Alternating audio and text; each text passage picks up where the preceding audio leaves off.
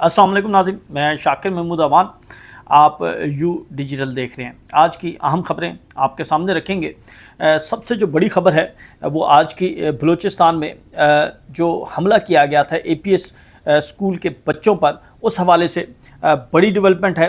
خزدار میں جو خودکش حملہ کیا گیا تھا، اس میں جو ایک اہم جو بی ایل اے کا رکن ہے، ایک اہم جو اس سارے معاملے میں جسے ٹریس کیا گیا ہے، اسے کراچی سے گرفتار کیا گیا ہے۔ خفیہ اداروں، کاؤنٹر ٹیررزم ڈپارٹمنٹ سمیت مختلف اداروں نے مشترکہ کارروائی کی اور کراچی کے علاقے گوٹھ سے جو ہے وہ اس شخص کو گرفتار کیا گیا ہے۔ اس حوالے سے جو تفصیلات آئی ہیں وہ یہ ہیں کہ صبح 4:15 پر یہ آپریشن کیا گیا۔ ہزارہ گوٹھ سے ایک شخص کو گرفتار کیا گیا ہے جس کا نام ذکریہ اسماعیل ہے، اور اس کو زندہ حالت میں گرفتار کیا گیا ہے، اور ابتدائی تفتیش کے مطابق اس شخص کا جو اصل نام ہے وہ ذوالفقار ہے، اور وہ B L A Karachi cell کا ہائی ویلیو آپریٹو ہے۔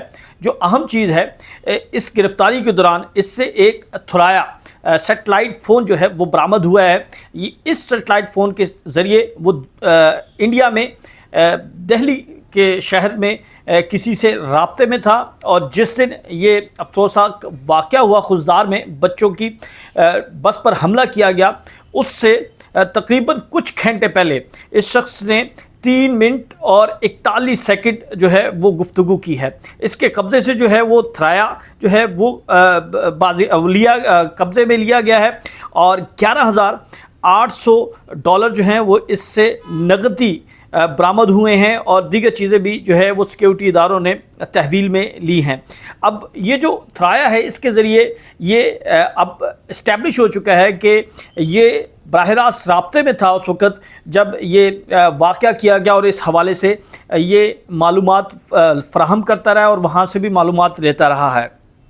تحقیقات کے دوران یہ چیزیں سامنے آئی ہیں کہ یہ شخص جو ہے وہ 2023 میں محمد رزاق ود عبداللہ کے نام سے جو ہے وہ بھارتی ویزا حاصل کیا، اور دبئی کے راستے یہ دہلی پہنچا تھا، اور جہاں پر اسے را کے بلوچستان ڈیسک نے جو ہے وہاں پر اسے ٹریننگ دی، اسے آئی ای ڈی اور دیگر جو ہیں وہ اسے وہاں پر جو ہے وہ کورس کروائے گئے، یعنی خودکش جیکٹس بنانے کے، خودکش بمبار اور دیگر کس طرح ایکسپلوزیو اور کس طرح جو ہے وہ مواد لیا جاتا ہے اور کس طرح اسے تیار کیا جاتا ہے۔ تو یہ چیزیں جو ہیں وہ اب سامنے آ رہی ہیں، اور اب جو ہے جو تانے بانے ہیں وہ بلوچستان کے ہندوستان سے اسٹیبلش ہو رہے ہیں۔ گلبھوشن یادو کی صورت میں وہاں پر موجود اس وقت جو قوم پرست لوگ تھے جنہوں نے پریس کانفرنسز بھی کی، اور انہوں نے بتایا تھا کہ بھارت میں کون کون ان سے رابطے میں تھا، اور یہ ایک بڑی ڈیولپمنٹ ہے۔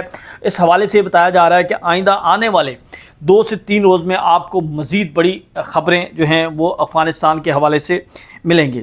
پاکستان کی سیاست کی بات کرتے ہیں تو آج جو ہے وہ سپریم کورٹ میں مخصوص نشستوں کا کیس تھا۔ آج ایک اہم سپریم کورٹ میں ضمانت تھی۔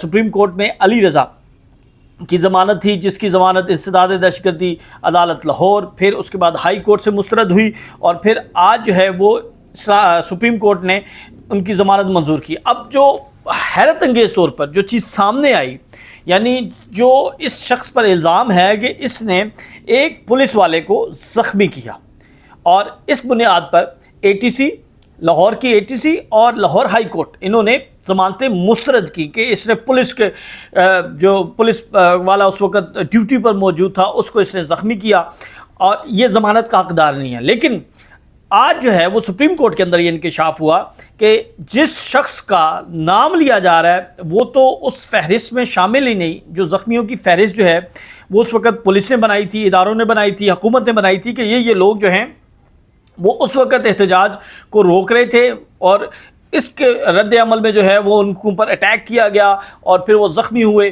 تو آج جو ہے وہ یہ انکشاف ہوا ہے، اور عدالت نے اس شخص کی ضمانت جو ہے وہ دے دی ہے۔ اب مجھے یہ بتائیں کہ جو ان اناؤنسڈ 2 سال اس شخص نے جو ہے وہ قید کاٹی، پابند سلاسل 2 سال سے زائد، اس کا ذمہ دار کون ہوگا؟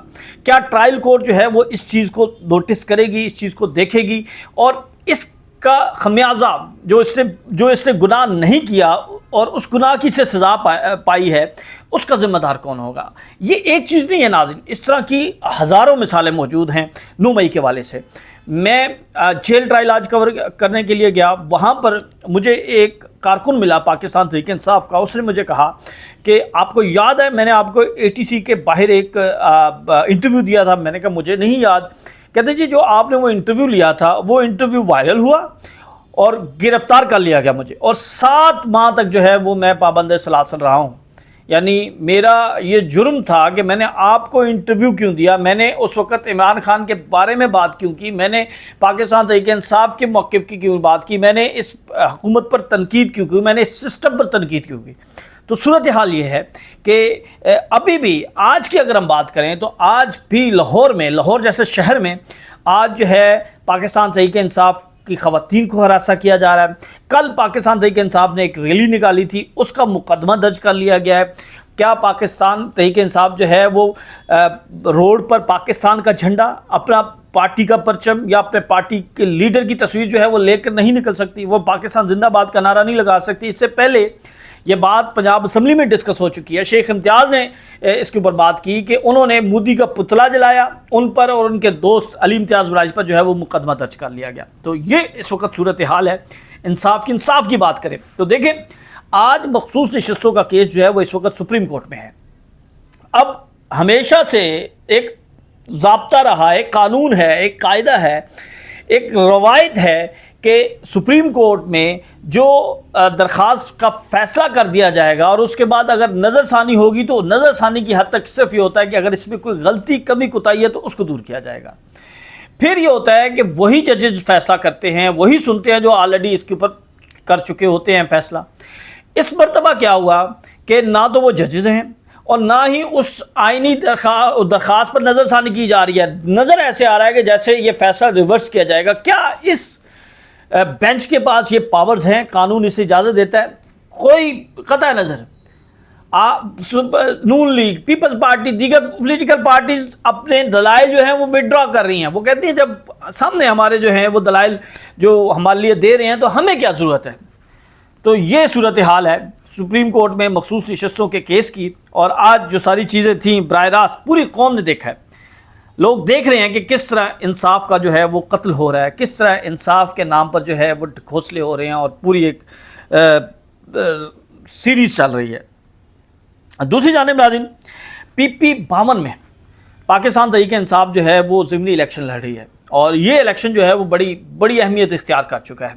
اس الیکشن میں پاکستان تحریک انصاف کے امیدوار جو گزشتہ جب انہوں نے الیکشن لڑا تھا تو آج میری ڈاکٹر یاسمین سے جب بات ہوئی تو انہوں نے کہا کہ 8500 کی لیڈ تھی، اور اگر یہ دھاندلی نہیں کریں گے، اگر یہ کوئی فارم 47 والی حرکت نہیں کریں گے تو 20000 کی لیڈ سے ہم جیتیں گے۔ اور پاکستان تحریک انصاف نے آج ایک درخواست دی ہے، اس درخواست میں انہوں نے یہ موقف اختیار کیا ہے کہ PP-52 میں کمپین چل رہی ہے اور وہ اپنی آخری کمپین کا اختتام جو ہے وہ کرنا چاہتے ہیں ایک مرکزی جلسے کے ذریعے، اور اس کے لیے انہیں اجازت دی جائے سمڑیال گراؤنڈ میں، اور سمڑیال گراؤنڈ میں 30 سے 40,000 50,000 لوگ آ سکتے ہیں۔ تو پاکستان تحریک انصاف یہ دعویٰ کر رہی ہے کہ اگر ہمیں اجازت ملی تو ہم یہ گراؤنڈ بھریں گے اور ہوا جو ہے وہ بنے گی، اور پھر سب دیکھیں گے کہ کس طرح پاکستان تحریک انصاف جو ہے وہ اس الیکشن میں جیتتی ہے۔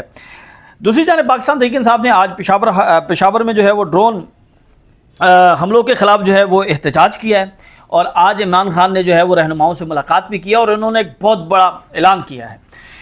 ڈرون حملوں کے حوالے سے آج بھرپور احتجاج تھا۔ اب پاکستان تحریک انصاف کیا کرنے جا رہی ہے؟ میں نے اس سے پہلے بھی بتایا تھا کہ عمران خان کے جو بیٹے ہیں وہ پاکستان آنا چاہتے ہیں، عید کے بعد آپ کو بڑی تحریک نظر آ سکتی ہے، اور آج عمران خان کی جانب سے عندیہ دے دیا گیا ہے، ہدایت کر دی گئی ہے کہ ملک بھر میں بڑا احتجاج، بڑی تحریک، بڑا سرپرائز جو ہے وہ ہم دیں گے۔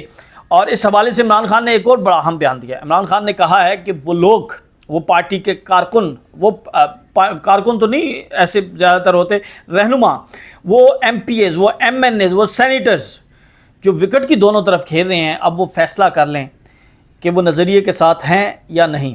وکٹ کے دونوں طرف کھیلنے والوں پر مجھے سب معلوم ہے اور ان کی پارٹی کے اندر کوئی جگہ نہیں ہے، اور وہ اب یہ فیصلہ کر لیں۔ اور عید کے بعد ایک بڑی تحریک شروع ہونے جا رہی ہے، جس حوالے سے رہنماؤں کو، قائدین کو، کارکنان کو، سب کو جو ہے وہ انسٹرکشن دے دی گئی ہیں، اور عید کے بعد جو ہے کہا جا رہا ہے کہ پاکستان تحریک انصاف ایک بڑا احتجاج کرے گی، بڑا ایک ریزسٹنس ہوگی، بڑی ایک تحریک ہوگی۔